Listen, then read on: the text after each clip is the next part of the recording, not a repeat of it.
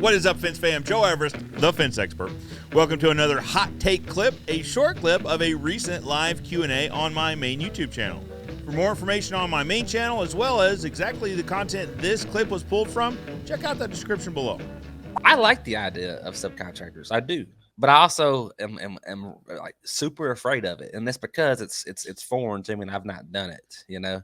Well, for us, if they're a true subcontractor, an independent contractor, then part of that stipulation is they tell you when they're going to go do the work, and they can change it on a whim.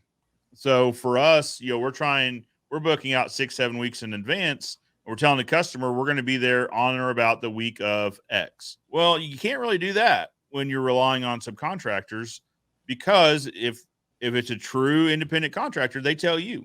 They say, hey, I actually decided I'm actually going out of town that week, so it's going to be the next week.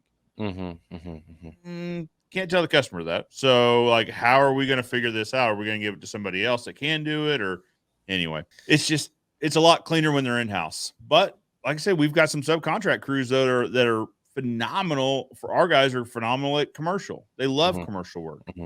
And commercial is a little bit easier to use subcontractors on, just because they don't need a firm date. They don't want to know what is the exact date and time you're going to be on my property.